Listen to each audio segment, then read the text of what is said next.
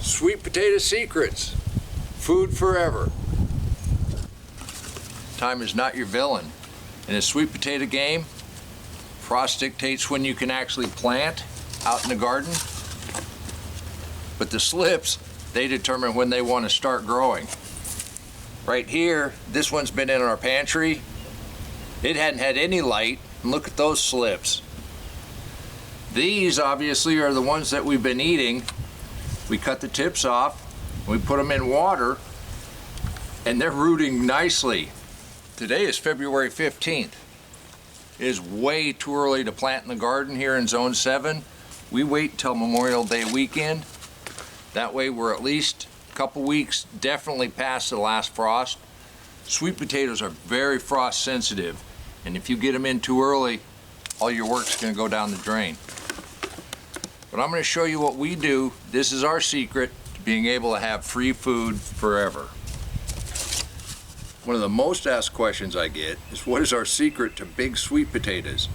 There's really no secret, but this is our method, and if you follow this method, you should be able to eat free forever. Well, at least sweet potatoes. So we sort of do it in a process. Once the slip starts forming on the sweet potato, we cut that end off and we put it in water and let it go ahead and start rooting. Once we get roots, we'll peel that off and we'll put those in glasses. Now it's time to up pot these. I'm going to go backwards because I need my glass to be empty before I can put some of these in there. But once they start rooting, you can put them in a glass and you'll get really nice roots. Now the reason we're going to up pot these is we don't want to get this too root bound in here. And I'll also show you another little trick once we get these going. But these will last in these containers in the house 2 to 6 weeks really easily before we even have to worry about up potting them again. And hopefully by then we're going to be close enough. See, this one's brand new, doesn't have any roots, so I'm going to leave that in there. And to pot these up, solo cups work really well, but I've got these that we're recycling. I just pre-fill them with soil, poke a little hole in there, snug it down, then add a little bit of soil back in. Now with the sweet potatoes, you don't have to worry about any kind of level. The entire stem will root, and you'll find that after you get them out in your garden. But everywhere there's a node, they're going to put on roots. And you got a potential of getting another tuber. And that's all you have to do, and this one's up potted. They start getting long like this. After this new root is established, we're going to clip this off, and we'll put that in water, and it'll root, and then we'll get 2 slips out of 1. And you can actually use that methodology after you get them in the garden. Once they start getting established in the garden, they start running. If they go on your walkway, we just come by, we prune them off, we either eat those leaves or we go ahead and we stick that new cutting down in the soil and it becomes another plant. Now today is February 15th. That happens to be my anniversary on YouTube, 6 years of doing this. Coming out here almost every day just to show you what's possible in a deep mixed mulch garden.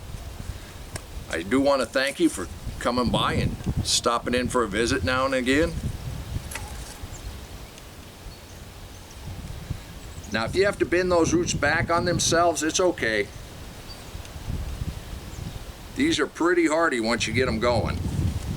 We haven't even started our tomato seeds yet. I've been here in northeastern Oklahoma for over 30 years, and even though right now it's about 65 degrees, it's a beautiful sunny day.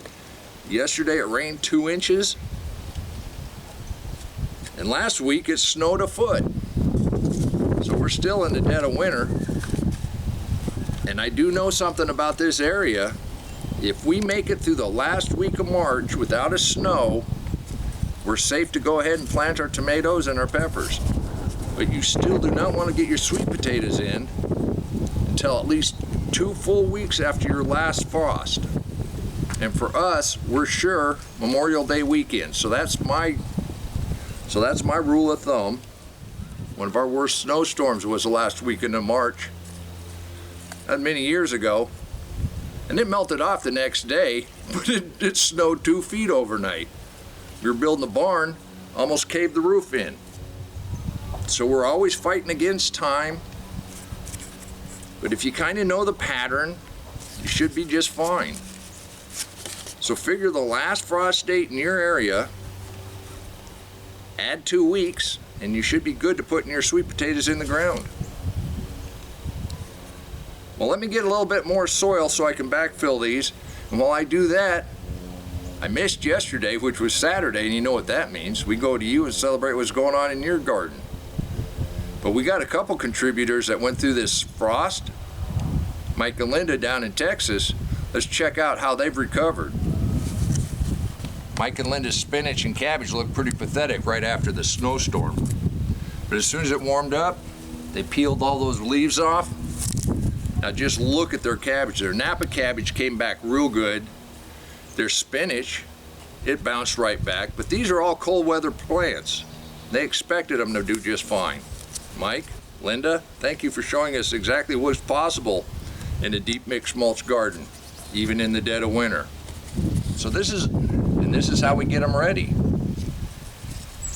I want to take the biggest ones. See this one, this one right here doesn't have any roots on it, but it's good and big. So I'm gonna put that in the glass to root, and it'll go ahead and make roots. Got another long one right here, but I think it's got some roots on it. Yeah. And see how these get tangled up together? That's the other reason you want to kind of do this over a period of time. You just keep working at it. You don't want these to all get root bound and not being able to spread them apart.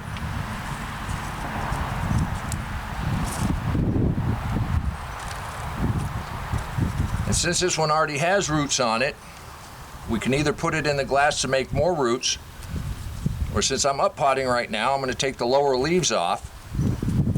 We'll go ahead and get this in some soil.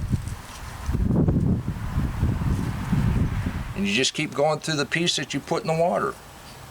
We like to take the long ones off first, leave the shorter ones to go ahead and grow a little bit.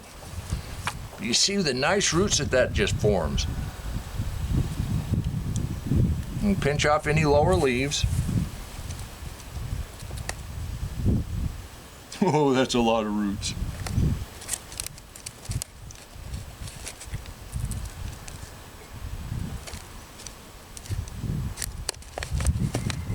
And you'd be surprised once they start going how fast they root. See this long one here, it's not going to have any roots. If you see right here, those nodes, those roots are going to come out of there no problem. I'm going to go ahead and pinch this lower leaf off. And this is a secret that I use to grow giant sweet potatoes for free forever. We've been doing this now for over 8 years. Well, this one's a little shorter, but I got 2 here that's made all of those roots.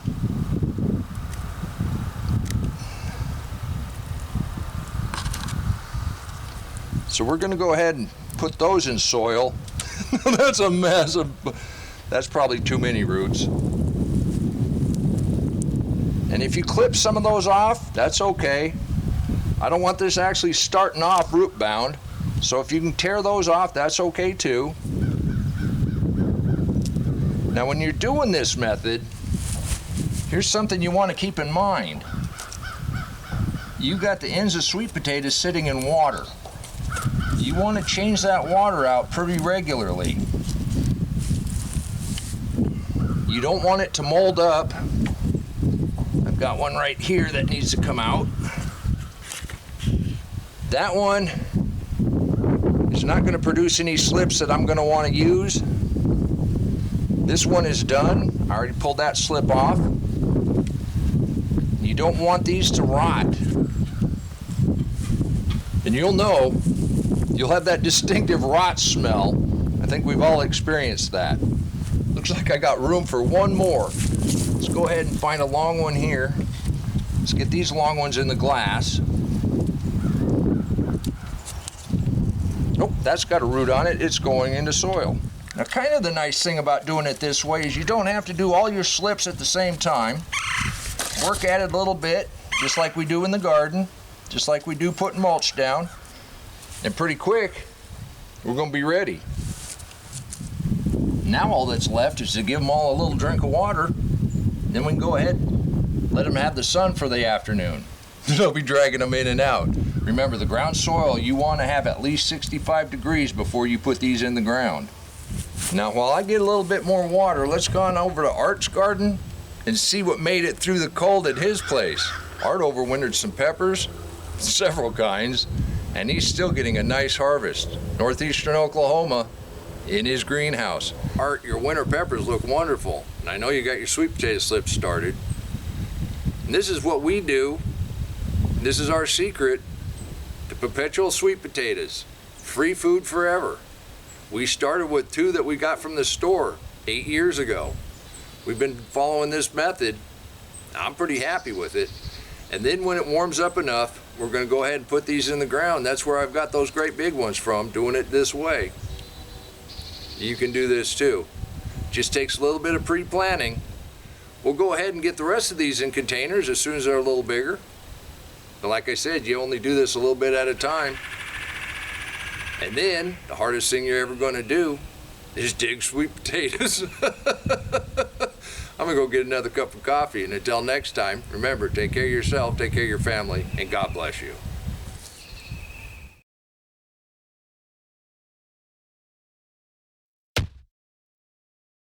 Come on, let's plant. Let's go plant garden.